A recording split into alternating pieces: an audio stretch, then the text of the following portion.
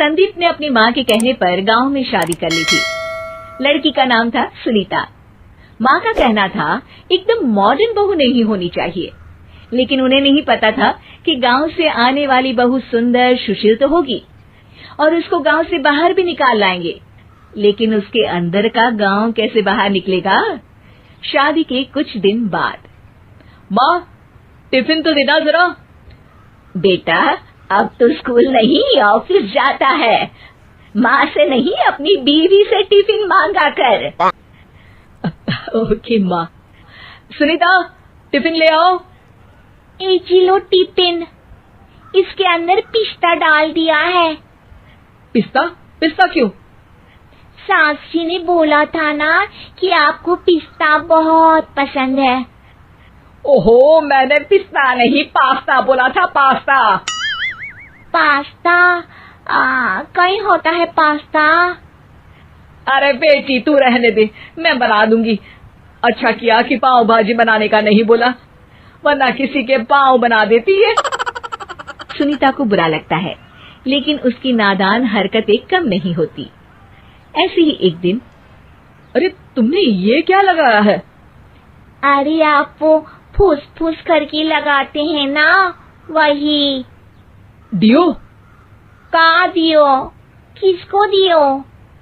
अरे वही ना जिससे खुशबू आती है। हाँ हाँ सही पकड़े हैं। अच्छा लेकर तो आना। कौन सा डियो लगाया तुमने? अभी लेकर आते हैं जी। संदीप की बात मानकर सुनीता अंदर से खुशबू वाला फुसफुस लेकर आती है। OMG! OMG मतलब ओ माय गणेश ना। अरे OMG छोड़ो, और ये खुशबू वाला फुसफुस की बात कर रही थी तुम? हाँ इसी की, फिर से सही पकड़े हैं। अरे देवी, लेकिन आप सही नहीं पकड़े हैं, ये डियो नहीं है। डियो नहीं है तो क्या लियो है? अरे ये रूम फ्रेशनर है, जिसको कमरे में छिड़कते हैं, खुद पर नहीं। कोई बात नहीं, माँ कहती थी आत्मा किराएदार है, शरीर एक किराए का कर्म। हम शरीर पे ये डाल लिए तो क्या फर्क पड़ जाएगा। अरे बहू, ओ बहू, मेरे लिए फल तो ले आ, फिर मैं बाजार जाऊंगी। सुनीता अपनी सास के लिए फल लेकर आती है। अरे बेटा, पपीता, तरबूज और सेब फल ऐसे कैसे खा लूं? काट कर तो ले आ। माँ जी, मेरे गांव में तो खेत से उठा के सीधा खा लेते हैं। अरे ये तेरा गांव नहीं है ना। अरे संदीप, तू ही कुछ समझा देना इसको बेटा। मैं कैसे समझाऊं माँ, ये तो माइक्रोवेव को भी भट्टी बोलती है।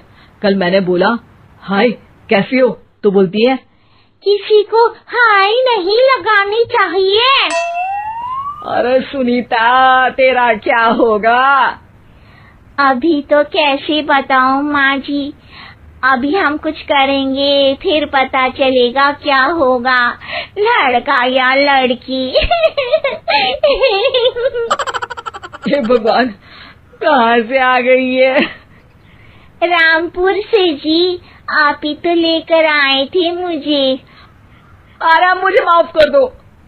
पहले कोई गलती तो करिए जी, आपकी तो सारी गलती माफ कर देंगे हम। हाँ अरे बहू, मेरी बात सुन, फल यानी कि फ्रूट जब भी लाए ना तो काट कर लाना, ठीक है? जी ठीक है माँ जी, फल यानी फ्रूट यानी काट के लाऊंगी। सुनीता रोज ही कोई ऐसी हरकत कर देती जिसकी वजह से उसे घर में दो बातें सुननी पड़ती। एक दिन, माँ मेरे बॉस घर पर आने वाले हैं शाम को, उनका बर्थडे है, फैमिली साथ नहीं रहती उनके, तो यही पार्टी कर लेंगे। उनको अच्छा लगा तो शायद मेरा प्रमोशन भी हो जाएगा। मैं ना फ्रूट केक लाकर फ्रिज में रख दूंगी और तेरे साथ आज खाना मैं बनाऊंगी, ताकि जब साहब आए तो खाने में कोई गड़बड़ ना हो। शाम को जब सारी तैयारियां हो जाती है, संदीप के साथ बड़े साहब भी घर आते हैं। फ्रूट केक तो ले आना बहू, फिर खाना खाएंगे। अरे अरे, इस सब की क्या जरूरत थी? आपने बुलाया वही काफी है। सर, आपका परिवार शहर में नहीं है तो हम ही आपके परिवार जैसे हैं सर। इतने में ही सुनीता फ्रूट केक लेकर आती है और बड़े साहब की टेबल पर रख देती है और जैसे ही केक के ऊपर का बॉक्स हटाती है, ओह, ये क्या है? केक तो कटा हुआ है। मैं तो ऐसा नहीं लाई थी। आप मुझे शाबाशी दे सकती है माँ जी, मैंने ही केक काट दिया। आपने कहा था ना, फल यानी फ्रूट यानी हमेशा काट के लाना, तो फ्रूट केक भी तो फ्रूट ही है ना, तो मैंने पहले ही काट लिया। हूं ना मैं समझदार। अरे बहू, ये क्या किया? केक हमेशा वही काटता है जिसका जन्मदिन होता है। तुझे एक बात भी समझ नहीं आती, एक नंबर की बेवकूफ है। पूरा माहौल बिगड़ चुका था। संदीप को लगने लगा था कि साहब उसे प्रमोशन तो दूर की बात है, कहीं डिमोशन ना दे दे, लेकिन साहब बीच में ही बोल पड़ते हैं। अरे अरे, कोई बात नहीं, ये इनकी बेवकूफी नहीं है, इनका भोलापन है। बेटा, आप कहाँ से हो? रामपुर गांव से। अरे वाह, गांव से? फिर तो आपके गांव में ताजे फल और सब्जियां मिलते होंगे। हाँ, सही पकड़े हैं। हम तो काटते भी नहीं, सीधा खा लेते हैं। मैं ना एक बार तुम्हारे गांव घूमने जरूर चलूंगा। क्यों संदीप, ले चलोगे ना? मुझे गांव घूमना बहुत पसंद है। बस फिर क्या था, संदीप और सास दोनों खुश हो गए क्योंकि साहब को सुनीता ने गांव की बात करके खुश कर दिया था। अब संदीप का प्रमोशन पक्का था।